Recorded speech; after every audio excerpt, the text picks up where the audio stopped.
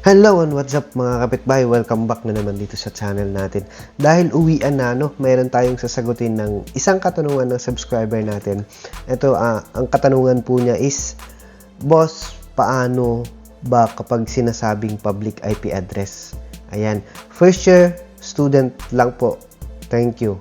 Ayan, nagtatanong po siya sa atin, ano nga ba daw, hindi ko alam kung anong gusto niya sabihin Paano ba kapag sinasabing public IP? Okay, so ikukwento natin or explain natin ng pinaka-basic kung ano nga ba daw ang public IP. So, si public IP, isang kakaibang klaseng IP yan or isa sa mga kakaibang IP which is like Class D or Class E. Yan yung mga type ng IP, yung mga public IP na tinatawag natin. Kapag sinabing public IP, yan yung binibigay or ina-assign ng mga internet ISP provider natin kapag kapag nag-apply tayo ng internet. Automatic, may ina-assign sa atin na isang public IP, which is dalawa kasing klase yan Meron tayong tinatawag na naka-static public IP or naka-dynamic public IP. Okay, so yan po yung tinatawag natin. Tapos, meron pa dyan na ang tinatawag natin dyan is naka-CGNAT. So, sa CGNAT na yun, parang may ibang level ng private IP pero may sarili pa ring public IP yun. Okay, tuwing kailan nga ba natin kailangan ng naka-static public IP? Okay, so ang tinatawag nating static public IP is madalas applicable po yan sa mga business line connection. Pero kapag naka-residential po, hindi sila nagbibigay ng static public IP. Automatic po, naka-dynamic po yun. Okay?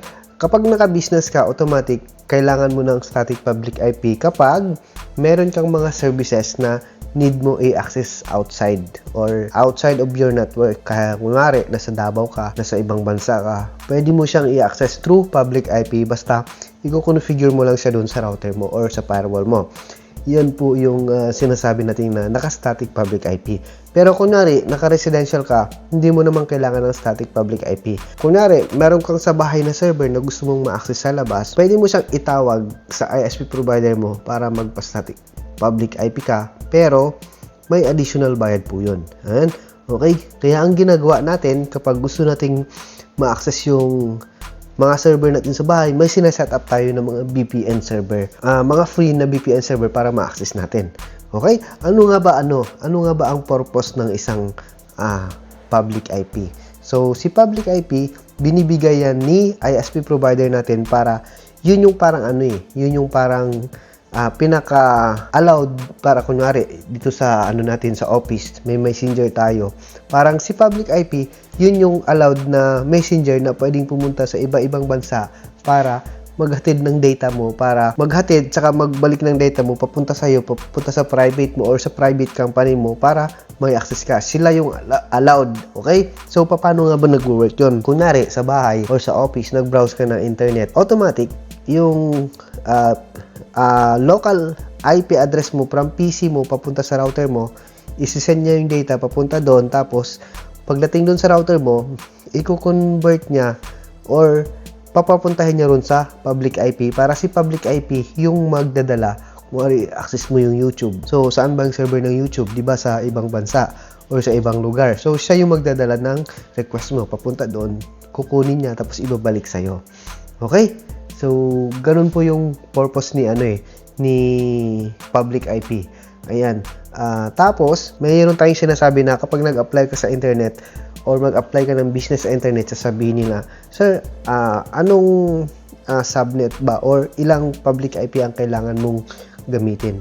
Pwede kang mag-request kahit isang public IP lang. Kung hindi mo naman kailangan mag-multiple na forward palabas, pwede na yung isang public IP. Kaya yan po yung purpose ng isang public IP. Yan. Yan yung pinaka-basic na explanation para maintindihan po ng tropa nating estudyante. Si public IP, yan yung IP na binibigay mismo ni ISP provider.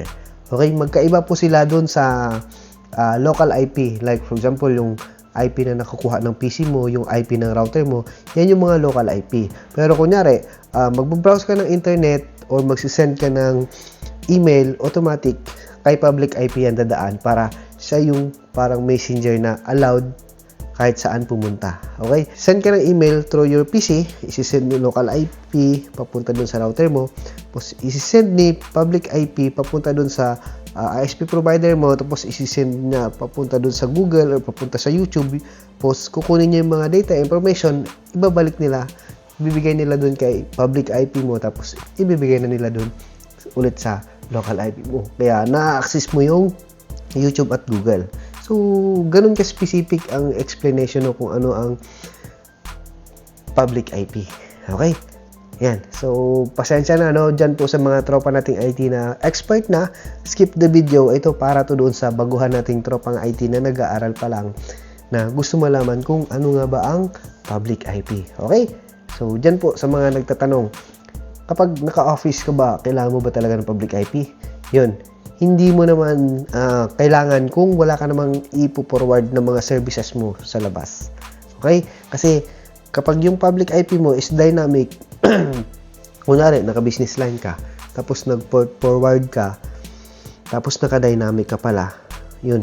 So, ibibigay mo yung public IP mo dun sa isang client mo, oy, ito yung access mo para ma-access mo yung test website ko. So, ma-access niya yun. Paano kinabukasan? Kasi automatic, nagbabago-bago po yan, yung public IP mo. So, kunwari, bukas, nagbago. So, automatic, ihingin ulit yun. So, nakakapagod po yun. Kaya, dun po, nag-work yung tinatawag natin na static public IP. Ayan, para hindi nagbabago-bago yung public IP ng internet natin. So, yan po yung purpose ng public IP or static public IP. Alright? So, comment down below kung naiintindihan po ng tropa nating ID, no? So, dyan sa mga tropa nating ID, quick vlog, quick question lang to. Kaya, let's go. Maraming salamat. God bless and peace. Ayan, kung hindi nyo napanood kung paano mag-set up ng mga public IP sa firewall, sa pfSense, or mag-static, kung paano basta marami. Search lang po nyo sa YouTube channel ko. Marami po tayo niyan. Maraming salamat. God bless and quick question. Bye-bye.